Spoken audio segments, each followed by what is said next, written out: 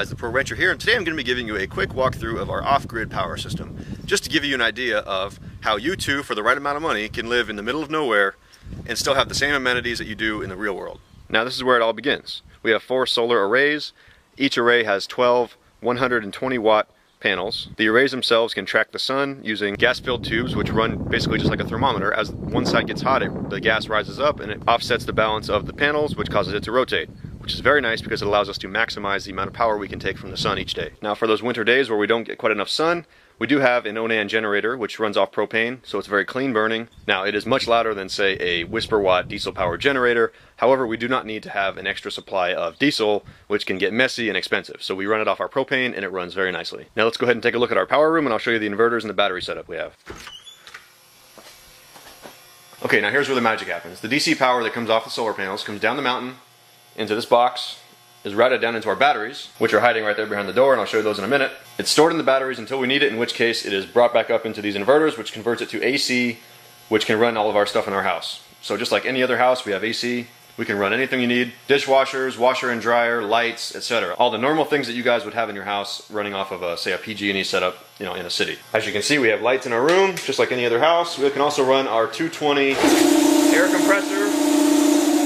No problem. The only thing that we do not run off of our main power supply are welders. We have a direct line that comes right off of the generator, which sits right here outside, and that goes into the barn where I can plug into my welder. Now let me go ahead and show you guys the batteries. We have 24 2-volt batteries. As you can see, they are not the maintenance-free type. Unfortunately, I do have to add water to them. But this right here is enough to power a barn and 2 houses. So all you need is this, the solar panels that we have, the inverter system, and you're good to go. Now for those of you that are thinking about investing in a setup like this, I highly recommend that you go with the maintenance-free batteries. They're filled with gel and you don't have to worry about adding water every 2 weeks. However, if you do end up with standard type batteries like the ones I have and you'd have to add water to them, I've got a quick setup here that'll give you a very easy way to do it. Before I show you that, I want to show you the old way.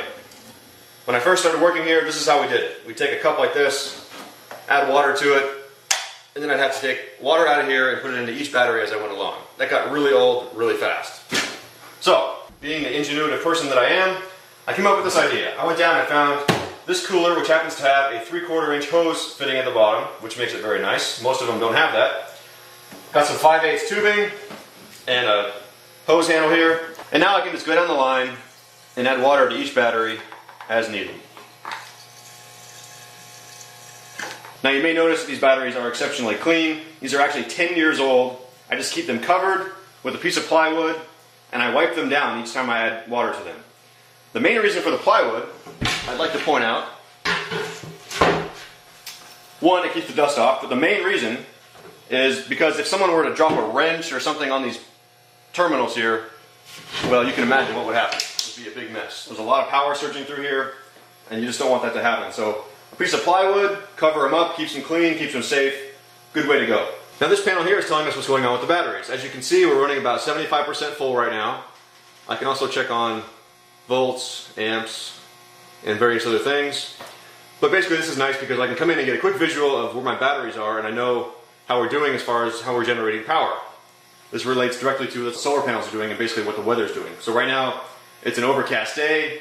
We're not generating as much power through the solar panels as we would on a summer day. However, 75% at 1 o'clock in the afternoon is pretty good.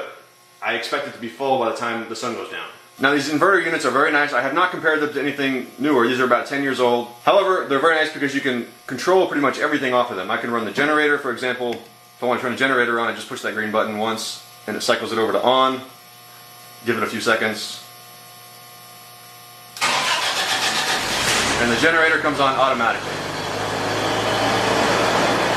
And then I can just turn it back off, set it to auto.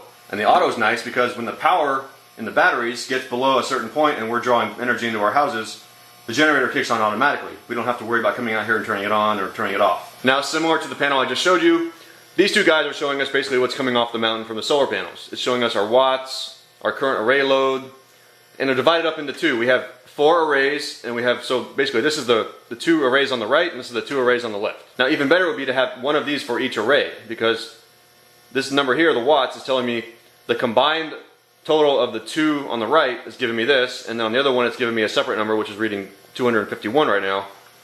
If I had all 4 separated, I could see each array and what they're doing. Right now I can see that there's a watt difference, which is not a huge problem.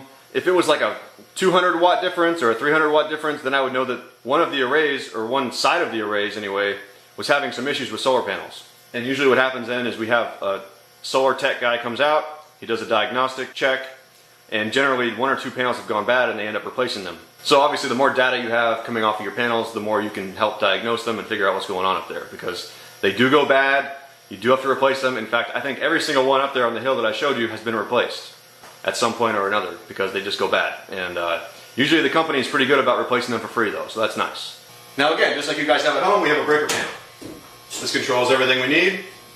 We've even got a meter here, which is kind of useless for PG&E because they don't ever come up here, but that just gives us an indication of what we're doing. If I really wanted to get critical and start keeping track of each individual house, we have meters on each house and I can figure out who's using more and what. But we don't worry about that. That's just there for looks, and it does work, but it's not something I use on a regular basis.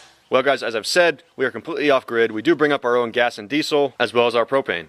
Everything else is produced here on site, besides our groceries of course, but electricity and water are both provided using the sun. Well, that's our off-grid power system in a nutshell. A setup like this is probably going to run you around $100,000, which I know sounds like a lot of money.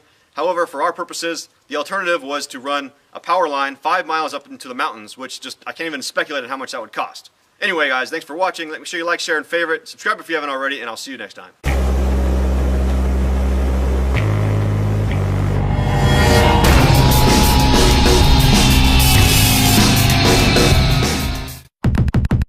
Are you gonna shoot that?